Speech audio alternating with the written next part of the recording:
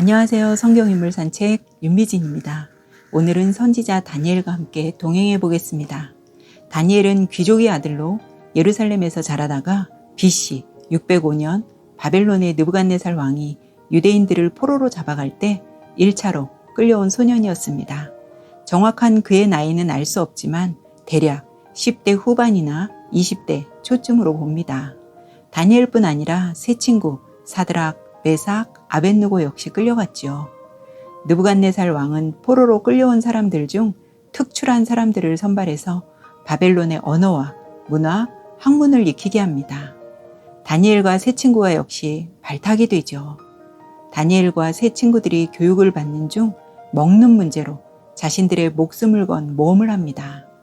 그들에게 제공되는 음식들이 우상에게 제물로 바쳐졌던 음식임을 안 이들은 그 음식을 거부합니다.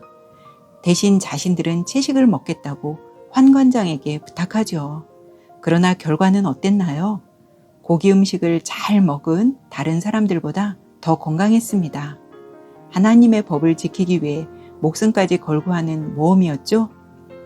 느부갓네살 왕이 2번이나 꿈을 꾸지만 바벨론에 있는 어떤 점술가도 그 꿈을 해몽하지 못합니다.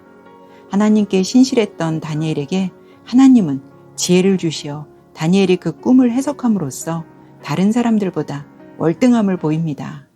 이에 느부갓네살 왕은 다니엘을 바벨론 제국의 중용으로 삼습니다. 느부갓네살 왕 역시 이런 다니엘이 믿는 하나님께 찬송을 올려드립니다. 느부갓네살 왕이 죽은 후 그의 아들 벨사살이 왕이 되었죠. 벨사살은 바벨론의 마지막 왕이기도 했습니다. 어느 날 벨사살이 귀족 1000명과 더불어 큰 잔치를 베풉니다. 한참을 즐기며 먹고 마시다가 예전에 아버지 느부갓네살 때 예루살렘 성전을 파괴하며 탈취해온 기물들이 생각났습니다. 그래서 신하를 시켜 그 기물들을 가져오게 하죠. 예루살렘 성전에서 가져온 그릇들에 술을 따라 마시고 음식을 먹고 있을 때 갑자기 왕궁벽에 사람의 손가락이 나옵니다. 모두가 놀라 벽을 쳐다봤겠죠. 손가락이 벽에 쓰는 글씨는 메네메네 데겔 우바르신이라는 글자였습니다. 벨사살 왕 역시 얼마나 두렵고 무서웠을까요? 신하들을 시켜 이것을 빨리 해석할 수 있는 사람들을 불러오게 하지만 바벨론에 있는 사람들은 아무도 이것을 해석할 수 없었습니다. 아버지 때 쓰임받은 다니엘이 생각난 거죠. 그래서 다니엘을 불러다가 해석하게 합니다. 벨사살 왕은 다니엘을 곁에 둔 것 같지는 않습니다. 불려온 다니엘이 그 글자를 해석해 줍니다. 그 글자의 해석은 하나님이 벨사살 왕을 저울에 달아보니 한참 모자라서 벨사살 왕을 자리에서 내려오게 한다는 뜻입니다. 바벨론의 패망을 선포하는 글이었죠. 그 예언대로 그날 밤에 벨사살 왕은 죽고 바벨론 제국 역시 패망합니다. 다니엘의 꿈 해석대로 바벨론 제국이 막을 내리고 이제는 메데이 다리오 왕이 바벨론을 다스리지요. 포로로 끌려온 다니엘이 총리직에 있으니 페르시아 사람들이 못마땅해 했겠죠.